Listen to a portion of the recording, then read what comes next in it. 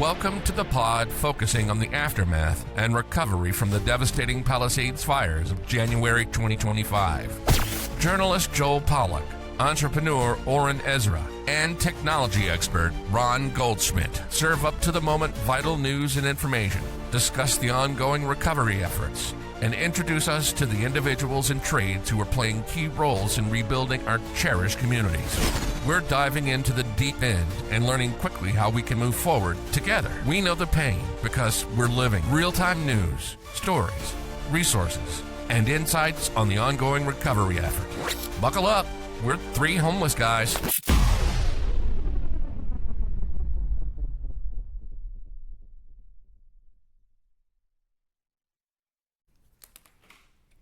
Welcome to Three Homeless Guys, the podcast about the Palisades fire and the rebuilding effort. I'm journalist Joel Pollack here with technology expert Ron Goldschmidt and entrepreneur Oren Ezra.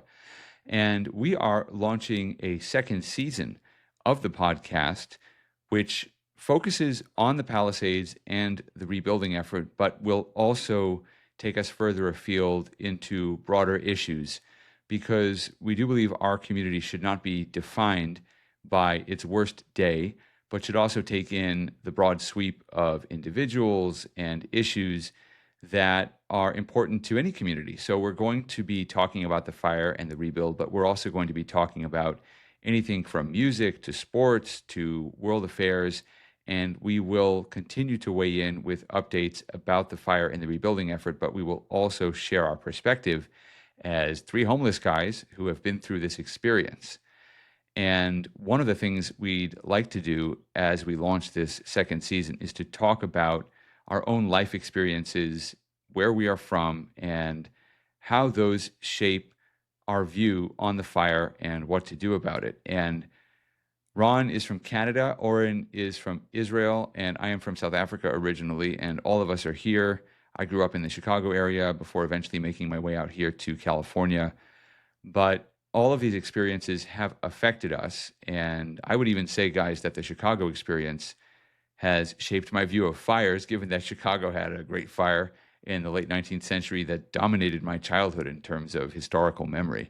So I'll talk about that in a second. But Ron, if you want to lead off talking about what it's like to be here after growing up in Canada and your perspective on California from that experience, I think that would be very interesting. Yeah. So, I have like quite a checkered, geographical past. I actually was born in Israel as well, and then we moved to Canada when I was 10 years old. But I grew up mostly in Canada, I keep on coming back to this. Like, I've lived in a bunch of different places. I've lived in Israel. I've lived in Canada. I've lived in the UK. I was there for work for a couple of years. I lived in Switzerland. I lived in the US. I lived in New York for many years. I've never really felt at home until I really got to Malibu, like in Malibu Palisades, whatever, like that border area where we live. I've never felt at home, and I kept on trying to think about why that is. And it's because it's just like really the best of worlds in many ways, like both geographically and where you live and the environment and the ocean and the sea and the mountain, but also like the people, the community. This is why I'm so fired up about this fire, really, because I feel like something's been very precious has been taken away from us, from me, from my family, from the other people in the Palisades in Malibu, that could have been easily preventable, and I think really like chalked up a lot to incompetence. If I look at it, and that's the what I want to talk about in this new season, within a wider lens of like, how do we look at this not just within the victimhood lens of like, okay, what do we do? These terrible things are happening, but also suggest solutions, talk to brilliant people, and find out how do we make this better. And so, as I look, we'll come back to the Canada aspect in a bit. There's a whole bunch of problems in Canada right now, that are actually like very, very close to what we're experiencing here in California. But that's kind of like the lens that we wanted to take a look at, and I want to talk about in this coming season. All right, amazing. Oren, why don't you talk a little bit about your experiences and how they shaped your approach to the fire, your experience of the fire, and what you're doing about it? Yeah, so I think I learned a lot about like myself, and it's connecting to where I came from once the fire happened. Because the day the fire started, I remember I was in front of my phone until like 4 p.m. Looking at my ring cameras, trying to figure out what happened. And the same day, me and Ron like jumped on it. I don't think we slept for like the first month. We were like all over, like trying to figure out like for the first 3 days, every day we tried to get in. I had my car over there that I tried to get out from PCH. We worked on this. Then we tried to go and see what's happening with our. We jumped immediately on a task. We immediately like woke up in the morning, make ourselves like a list of tasks, and start like trying to figure out what to do. So in terms of insurance, in terms of like there is so many things, as everybody that listening to our podcast knows, it's like another probably full-time job, or maybe like even a double-time job when your house burns down. And then I figure out that like we came from like I grew up in a country that is very resilient, like and I felt it now when I was in Israel. Like people come to me and like, oh, okay, your house burned down, so rebuild it, like after what they went through in October 7. I have a very good friend that she told us the same day of the fire, she told us, hey, you grab everything you could hug, that's it, everything else is like material. Yeah, it will be hard in the next few years, but it is what it is.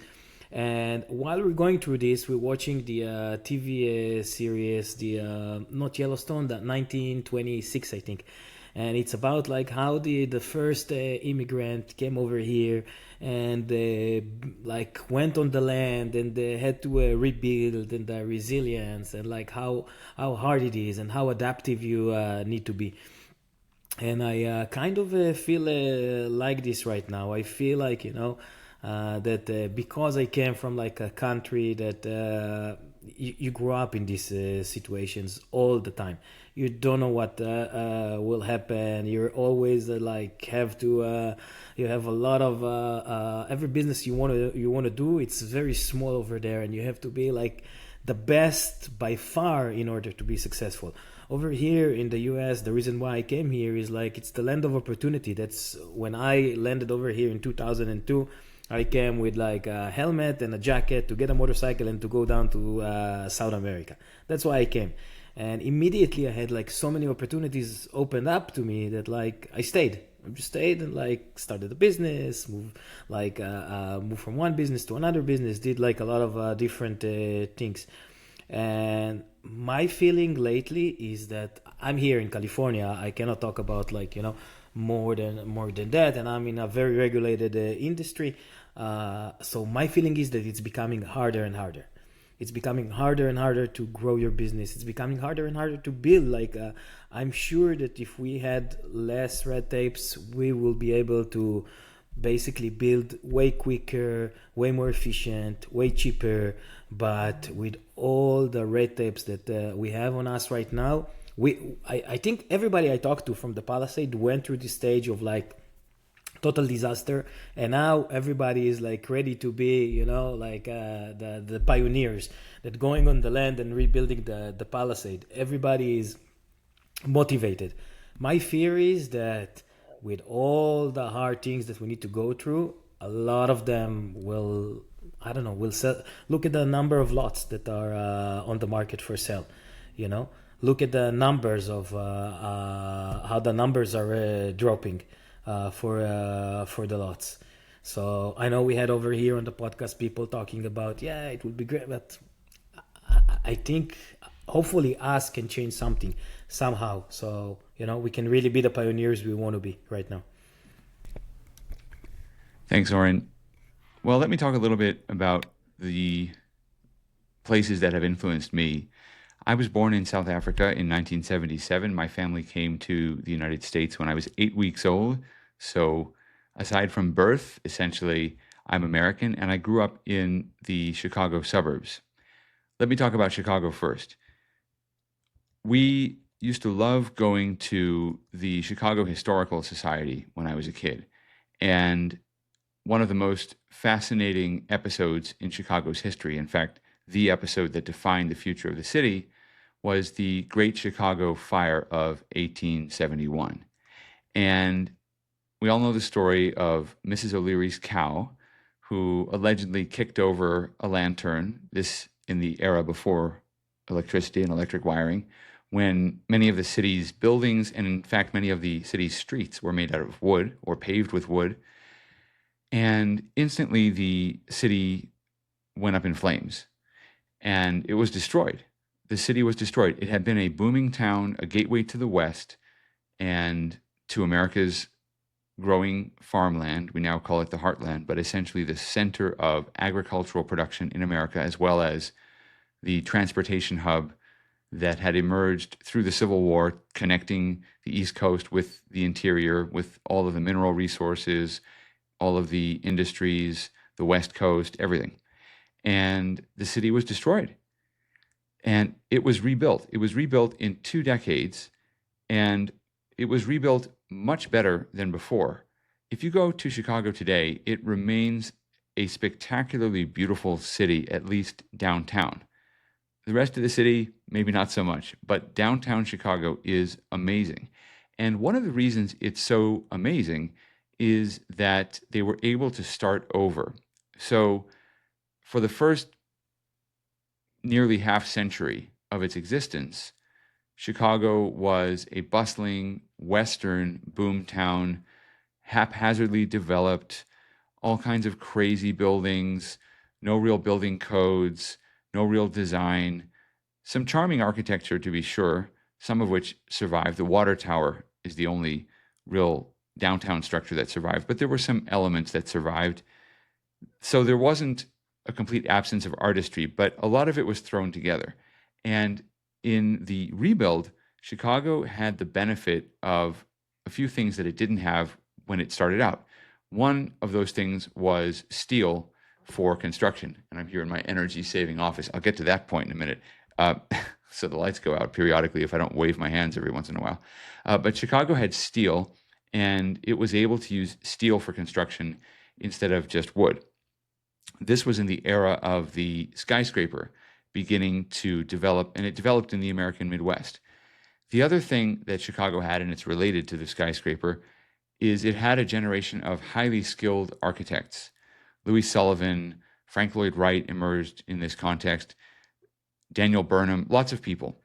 And many of them had studied in Paris and came back from Europe with a sense for building in the neoclassical style. They wanted to create new modern forms of ancient Greek and Roman architecture. And they came to Chicago and found, instead of a city that had already been developed, they found a blank slate because the whole city burnt down. So they took the rubble and they created landfill in Lake Michigan. They basically expanded the city into the lake using the rubble of the fire, and they rebuilt the city. And today it's spectacular. By 1893, about 20 years later, Chicago hosted the World's Fair, and it was able to showcase the resurrection of the city. To this day, the University of Chicago has as its symbol a phoenix rising from the ashes.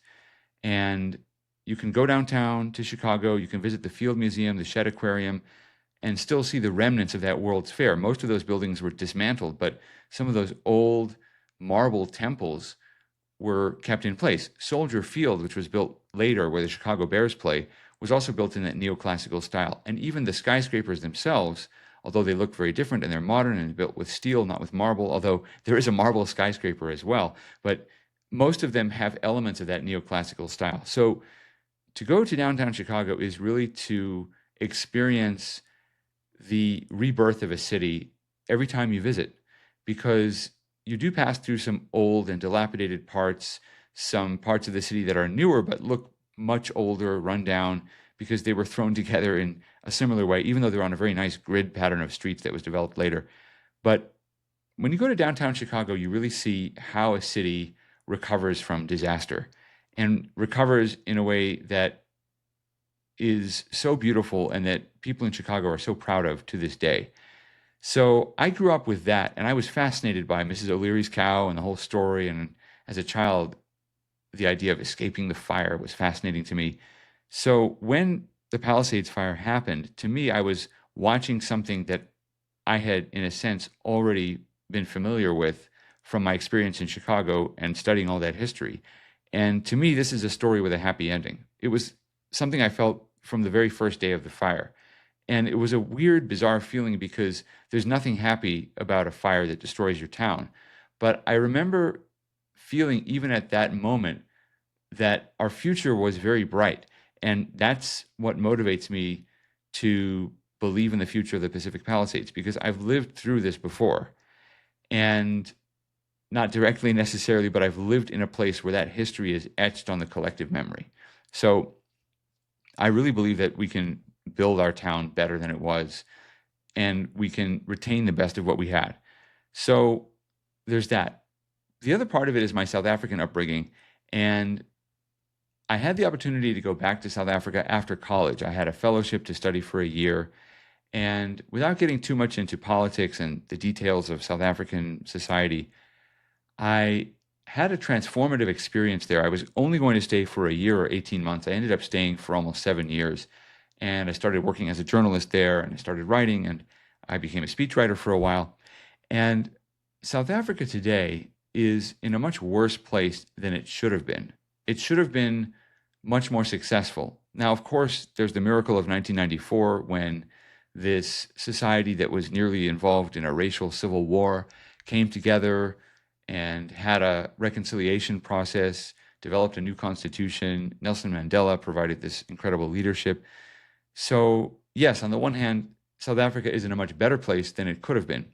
But measuring from the post-apartheid era forward, it's in a much worse place than it should have been, because given that very positive start, South Africa has wasted a lot of what it had in terms of human skills, natural resources, infrastructure.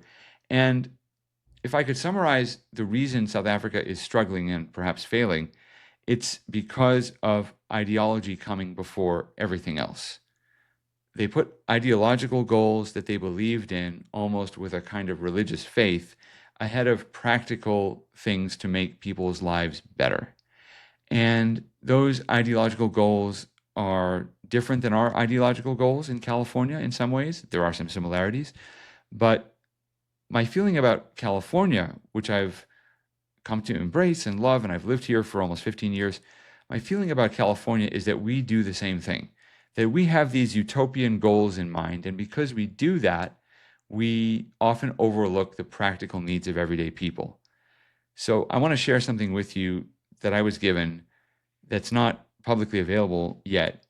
But Supervisor Lindsay Horvath, who we interviewed during our first season, created a blue ribbon commission to look at the Palisades fire and the Eaton fire, both of which happened within LA County, and to come up with a plan for rebuilding and recovery. And they produced a report, a draft report, after talking to experts, and they had some commissioners. One of those commissioners, by the way, was already on our show as well, Tracy Quinn from Heal the Bay. So they had experts in different fields working on this, and they produced a draft document. And someone who was working with the commission said to me after the document was produced last week, would you mind taking a look at it and coming to this meeting? So I actually looked at the document. I have it here with me. This is it. And I went to the meeting, and I can't tell you what happened in the meeting, and I can't say who said what, but I can tell you about what I said.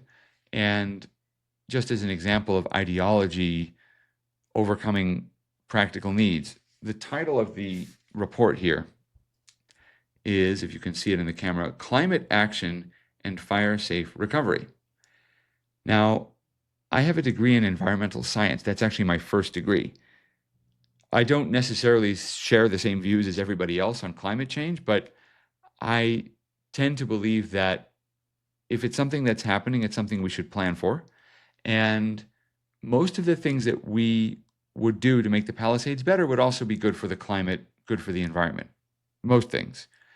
So leaving that ideological debate aside, I'm just concerned about this title, Climate Action and Fire Safe Recovery. And I raised this at the meeting, and I said, why is it climate first and recovery second?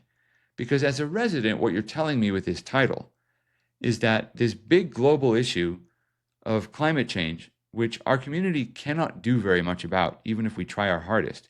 That's more important somehow than rebuilding our homes, building our schools, fixing our streets, making sure we have water, making sure we have police. So I would switch the order. I said to them, I would change the order and the focus. If the focus is climate change and, oh, we're just like one little subset of solving this global problem, our problem's never going to be solved. Let's focus on the reason we're here, to recover, not to solve the world's climate problems. Yes, climate change could bring more wildfires. And yes, some of the things we do to fight those wildfires could be good for the climate in some way. But we have to focus on the people here first before we focus on the big world.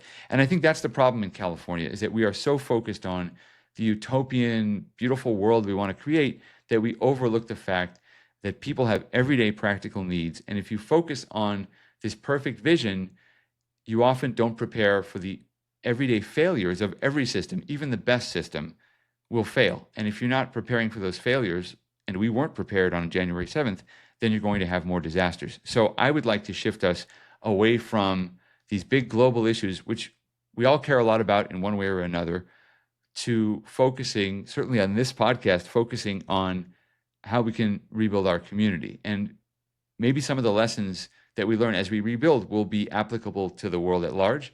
And we're going to discuss the world at large in this second season. But our focus has to be ultimately on the people, the neighbors, the community. So that's how my experiences in Chicago and South Africa shaped my approach to the fire.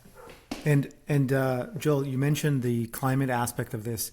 You know, it's one thing if like you even care about that stuff, but I believe like a lot of that stuff is just lip service. Like we've had people from Hill the Bay here, you know, and the county keeps on telling us the beaches are fine, the water is fine, you know, and we have seen that there's been no significant cleanup on the beaches. All of those debris that are on the side of the PCH is still there. Anybody with eyes can see that the ocean is not okay. And I don't, you know, they keep on blaming it on some algae. I do not buy it. Okay. So even if you believe in the climate, you know, like recovery first, at least like talk your book and act on that. Like, cause you haven't even done that, honestly. And I don't buy any of that stuff, honestly. Like anybody with two eyes can see. And by the way, we are the only ones that can see it because people from outside the community can't even see what's been happening inside. You know, to tie it back to South Africa, you know, what you saw in South Africa, and I have a lot of South African friends, you saw a massive brain drain from South Africa. When that country became essentially on the way to becoming a failed state, you know, you saw a lot of people leaving. And that trend continues today. Anybody professional that can get a visa out of there is leaving. The same thing is going to happen to the Palisades unless we get our act together. Okay, like people have choices. They can go to another county. They can move to another state. They can move to another country. You know, there's we've been very lucky that we're extremely fortunate in the Palisades and like what we have and the beauty and the resources and the proximity to LA and like the business opportunities. But people have choices and they're going to leave unless we get our stuff together. And let me tie this up to another point. You know, I got, again, it's an anecdote more than anything, but I got a call from my wife this morning as she was driving down PCH from Malibu. It took her almost 2 hours to get to the other side. Okay. Like, and again, she was crying actually today.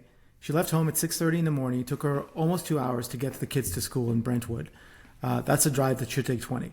This isn't just traffic. It's a total failure of planning, leadership, and basic respect for the people who remain here.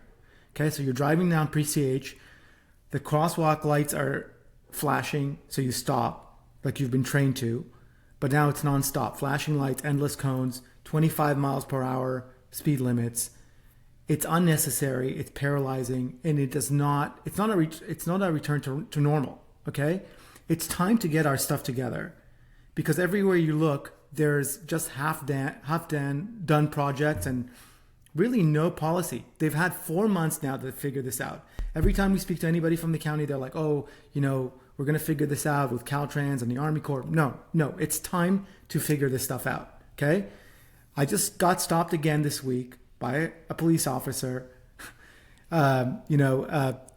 rolling stop, whatever, 25 But the reality is like they're making it very, very difficult for people to live here and to rehabilitate the community. Every time the Army Corps rotates a new crew, there's a new procedure. We've had 4 months to figure this stuff out. It hasn't been done. Okay, so it needs to be done. There's nobody taking responsibility. Everybody stays in their own little cone saying, oh, this is my responsibility, so I'm taking part of this stuff. But there's no overlapping authority that's coming in and saying, let's get our shit together. Okay? Meanwhile, Malibu's dying. I go to businesses in Malibu almost every night. There's nobody in those restaurants. There's nobody in those stores. I don't know how many of our listeners have been to Malibu and Malibu Country Mart and sort. Those people are dying. Like in terms of the businesses, there's been nothing going on. There's no, and we need to get our life back to normal or as close to normal as we can. Let me go back to Oren's point on Israel. One of the things I really admire about Israel's resilience is they've had some terrible stuff happen in that country.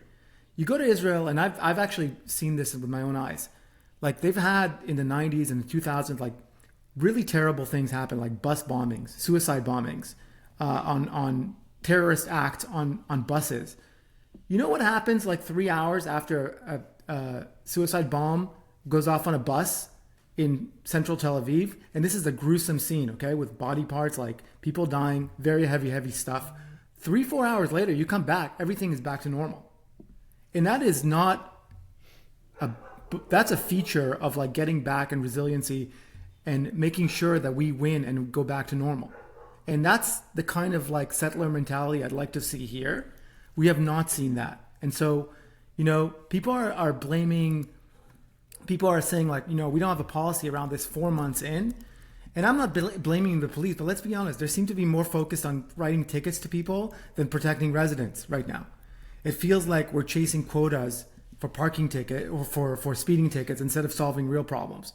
Crime is still happening, okay? Like the Sunset Mesa where I live, there's crime happening. There's people, there's break-ins, there's people stealing stuff. I hear complaints about it all the time. We need safety, support, surveillance.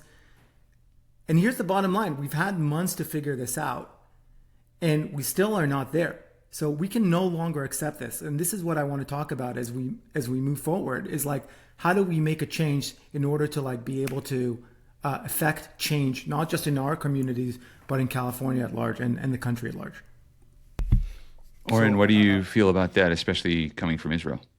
No, I want to give an example. There is an organization in Israel that started off basically. It's called Brother to the Weapon or something like this. Achim L'Neshek, and they started as like Brothers for Life. It's Brothers in Arms. I actually Brothers in Arms. I spent some time with them in Israel, so I'll comment after you talk about it. But I know them pretty well. Okay, great. So there is a guy over there. His name is Omri Ronen. And Omri Ronen, when the organization started before October 7, they started off as like against what the government is trying to do over there. And I'm not going to comment if it's positive or negative. It doesn't really matter. But after October 7, this organization, and I worked with this organization over here to send like things from our warehouse to Israel, and this organization became amazing. The things they did were amazing. But one of the things that I was in awe is like, usually after like 6 months, a year, things die down. Like everybody after, and we can see it now already happening. Like you remember like a week after the fire, you would stop next to somebody, talk to somebody, tell him your house burned down. All gates would be open. Everybody would help you. Today, nobody really cares anymore. So in Israel, a year later, Omri Ronen took on him and on his team to rebuild part of one of the kibbutzim that was totally destroyed. And what they did, they took like a lot of volunteers. and they decide we're going to build it. Came a lot of builders that gave them advice, and they built it with volunteers. So the government made sure that they don't have any red tapes. They removed all the red tapes, told them, hey, you know what, you want to take this project, rebuild this neighborhood. And they were able to rebuild the neighborhood. And I think that like people really want to do it. I feel I want to do it. I know that my friends really want to do it. And I think that in situations like this, honestly, the city is built to like help with the county, the city are able to rebuild like 100 to 200 to control rebuilding of 100 or 200 houses a year. They're not set up to help with rebuild of like 10,000 houses. Now we have today we have an amazing advantage that I don't see anybody is using. We have AI, right?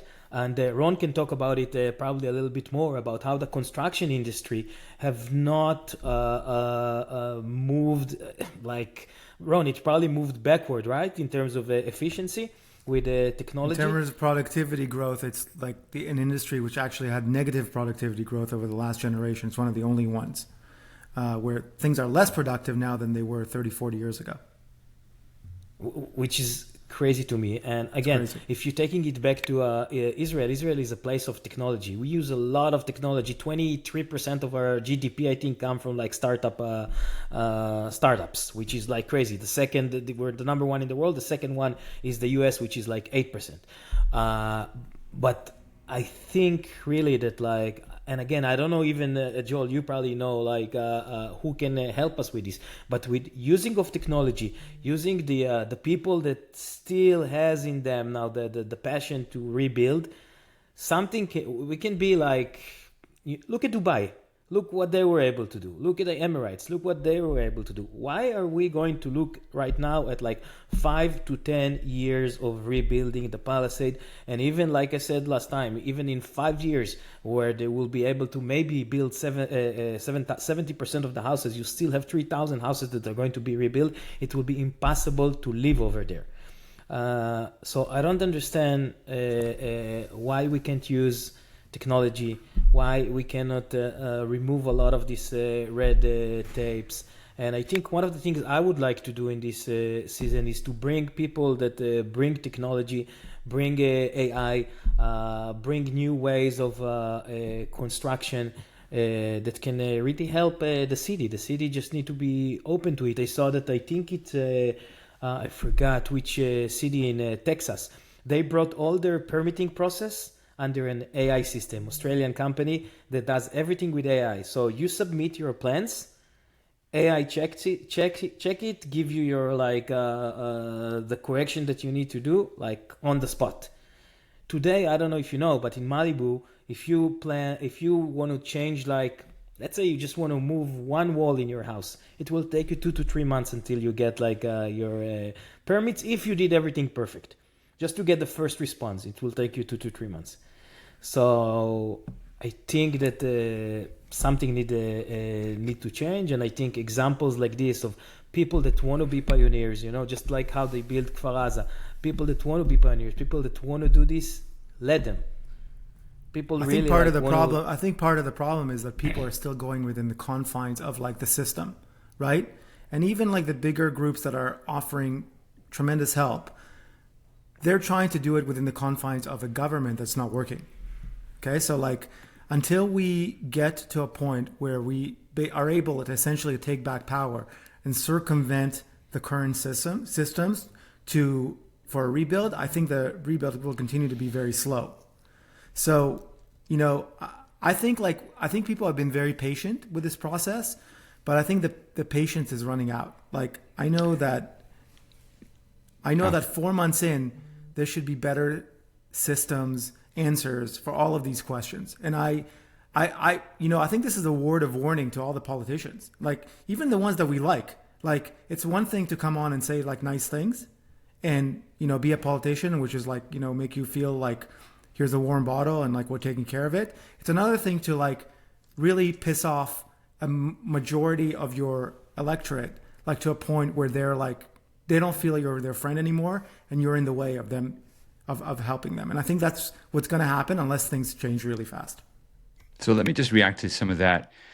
First of all, you see me waving my hands here again, and you might not know I'm doing it if you're just listening to the podcast, but I have these energy-saving lights, as I mentioned, and they are good, I suppose, for the electric bills in the office building here.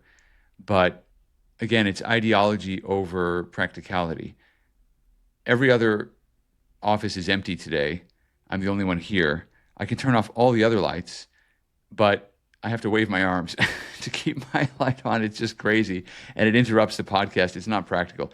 But to go back to what Oren was talking about, I've spent a lot of time in Israel.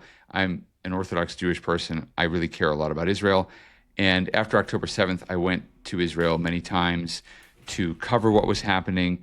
And I also met this group that Oren was talking about, Achim Leneshek, which is Brothers in Arms. And I had met them before. Now, this is interesting because it shows how people put ideology aside to do what's necessary. Achim Leneshek started as part of the protest movement. Oren was talking about it, protest against Benjamin Netanyahu's government. And they were organizing all of these military reservists to lead demonstrations in the street against the judicial reforms of the new Israeli government. And some of them were even signing petitions saying they wouldn't volunteer for reserve service if these judicial reforms were passed. It was very controversial. And October 7th happened, and they stopped all of their protests, and they immediately changed their organization from a protest organization to a service organization. Oren talked about that. But I actually had an opportunity to meet with the leaders of Achim Leneshek. It turns out that I have some relatives in Israel, and I don't talk politics with my relatives, but one of my relatives who's very prominent in the tech industry also happens to be very left-wing. I didn't know that, but he was very close to the leadership of Brothers in Arms. So he brought me to this super secret off-the-record meeting with the leadership of Brothers in Arms, and I met with them and we spoke for hours, and they were very nervous to meet me because I work for a conservative news website.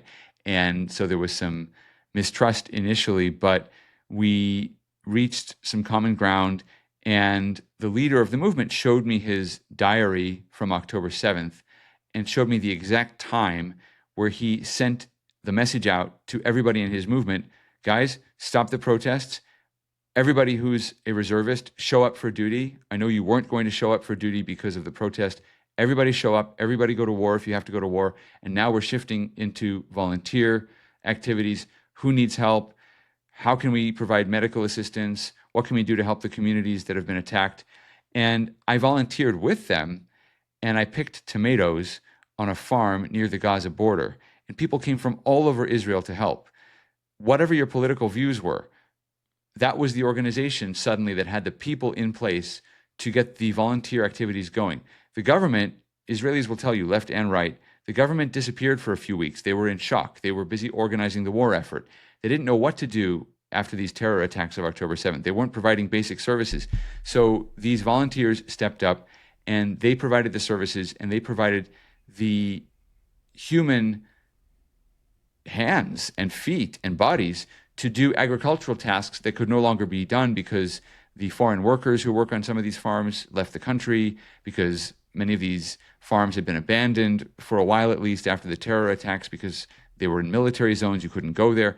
So I was there picking tomatoes. And while we're there in the tomato grove, or these rows and rows of tomatoes, we're hearing the bombs going off just a couple kilometers away. We're listening to the drones overhead, the aircraft. And we know that at any moment there could be an air raid siren, and we'd have to drop down in the dirt, in the mud, and cover our heads, and then get up a few minutes later and continue picking the tomatoes. And we did that. And what I was so impressed with about this organization was how they were so passionate about their politics. They were so passionate about their ideological battle. I thought unnecessarily so. I thought there was more that united Israelis than divided them. I went to the protests on both sides. I had actually been in Israel the month before October 7th, in September 2023, and I was writing about the protest movement, but also about the counter-protests that were on the side of the government. So I talked to people on the left, I talked to people on the right. I was trying to get a feel for the political situation, which looked like it was becoming more and more unstable. And I left Israel feeling like these two sides actually have more in common than they think they do. But nevertheless, after October 7th, they put all the politics aside and they just worked on rebuilding. And what Ron's talking about, this phenomenon of rebuilding right away, I agree with completely. It's obviously more difficult when you have a much larger scale of disaster, but Israelis also learn from their mistakes. So just last week, before we started this second season of the podcast, Israel had one of the largest wildfires in its history. And I was in touch with some of the Israeli firefighters who came to the Palisades to help us and to help Malibu with the Palisades fire back in January. And I didn't bother them while they were fighting the fire, which eventually reached 5,000 acres, which is maybe about 20-25% of the size of the Palisades fire. But for a tiny country like Israel, it's a very, very big fire. It reached the outskirts of Jerusalem. And they managed to control that fire and contain that fire so that not one structure burned. Not one. 5,000 acres, not one structure. And the fire was near populated areas the entire time. They lost one fire vehicle, and there were several injuries. Some firefighters were injured. They had to evacuate people on the roads. In some ways, it looked very similar to the Palisades fire. People had to leave their cars on some of the roads and just run away. But the area is very similar as well, by the way. It's a lot the of climate's the same. mountains. They had the same high winds, not quite as fast, but almost as fast. 80 miles an hour instead of 100 miles an hour. Very similar. Similar dry situation. And, they just did this incredible job. And I hope my energy saving thing didn't cut out on my camera because I lost my screen for a second. No, you guys kept seeing me. Okay. So technology, right? It's supposed to work for us, sometimes works against us. But aside from the technology that the Israelis shared with the American firefighters, one of the things the Israelis told us was that they make sure there's a perimeter around every Israeli community. They do brush clearance around every Israeli community. They have smaller fire engines, and they don't have as much in terms of resources, both human and machine resources, but they adapt. I was talking to a friend, and I asked him, how did they manage to keep the airplanes up in the air during the fire in Israel when we couldn't keep them up during the Palisades fire? And he said, well, we actually couldn't keep them up for part of the time. There were some hours in the evening where we couldn't fly because the winds were too strong. But the military got involved, and they modified some of their aircraft to fly in high winds. They modified it on the spot. So they were able to make changes as they go. And that's the kind of thing Israel learned from previous experiences. They have had wildfires before that have destroyed communities. And we have to do the same thing. We have to learn from this experience and come back better in that way so that we never have a wildfire that destroys a town again in our state. There's really no excuse for it. We are going to have fires, and maybe more fires, whether it's climate change or the way we plan our cities near forests. There's the interface, they say, between wildlife and the urban environment and so forth. But given all of that, we can still plan for a future that doesn't have these kinds of disasters. We can create a perimeter around our communities where we make sure the brush is clear. We can make sure we have water tanks that are available in these communities. There go my lights again. You see what I mean? We got to stop this craziness. We've got to have some very practical things in place. And that's what I think the Israelis have learned, as well as to put politics aside in an emergency. And we have to call people to account when they're doing a good job. We have to call, and we're continue doing this on this podcast. I think as we grow and even speak to a larger audience, we're going to continue calling balls and strikes here, whatever side of the political spectrum you're on. It really doesn't matter. And I think that's what people should do within our community. Like, put that aside, let's unite and call balls and strikes. I had to go back to the transcript of the last podcast when Joy was on. And actually, I couldn't believe what I was hearing. Like, she said that Laura, the commissioner, is planning a run for to be one of the superintendents. And you mean Ricardo Lara, the state insurance commissioner. He wants to run to be a LA County supervisor.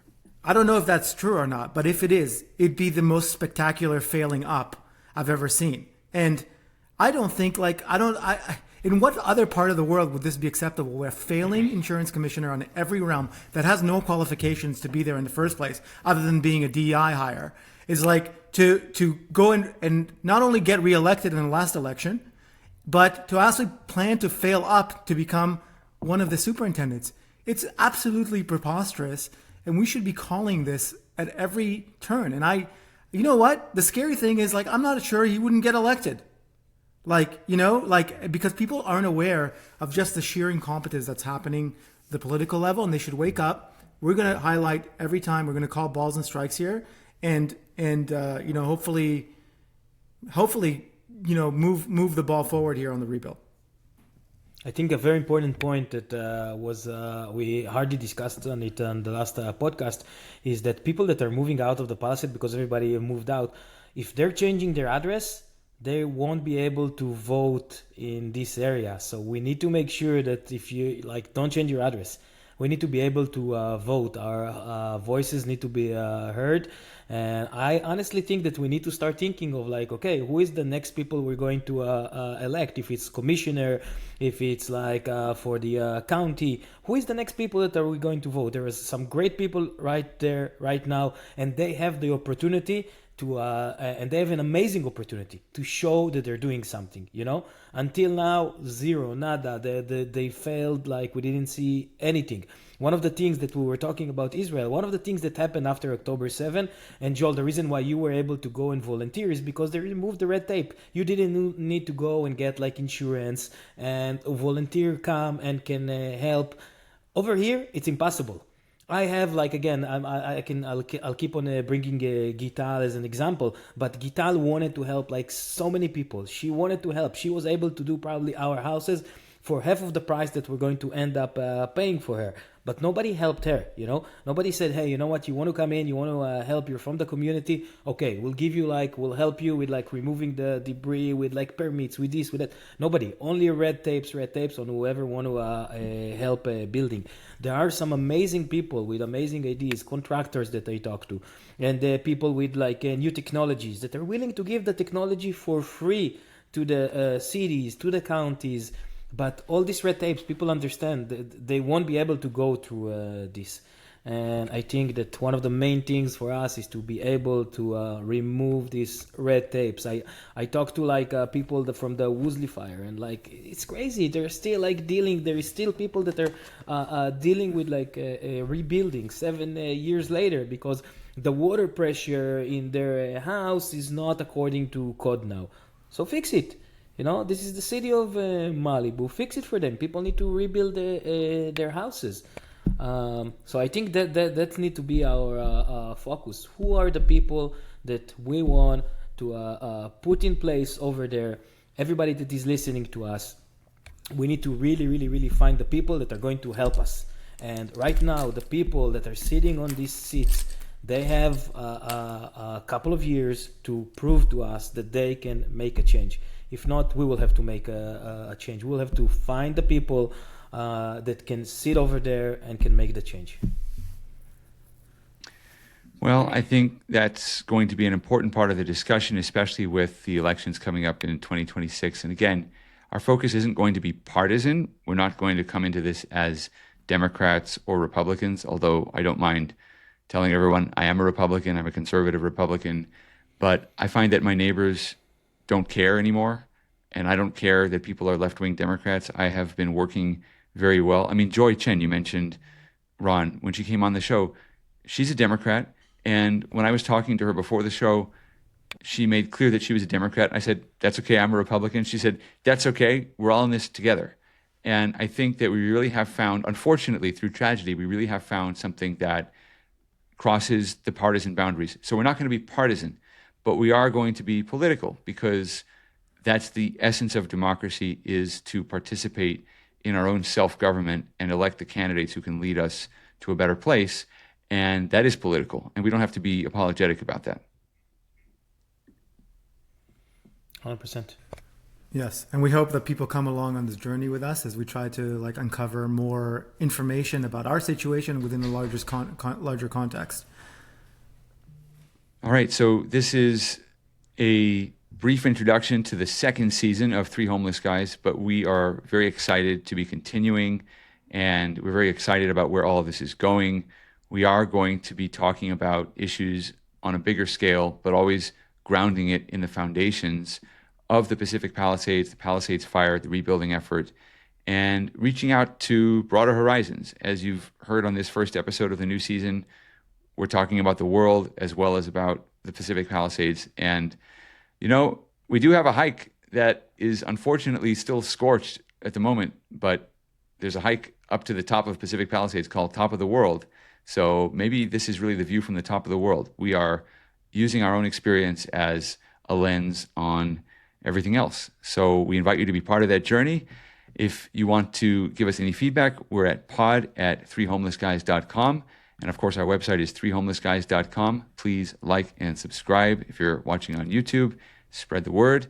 And until next time, stay strong. Thanks for listening to Three Homeless Guys. If this episode hit home, please subscribe to our channel. Check out threehomelessguys.com for RSS feeds to your favorite streaming service. Follow us on social and share this with a friend who needs to hear it. Drop us a review or shoot us a message at pod@threehomelessguys.com. We'd love to hear from you. Stay strong, and we'll catch you next time.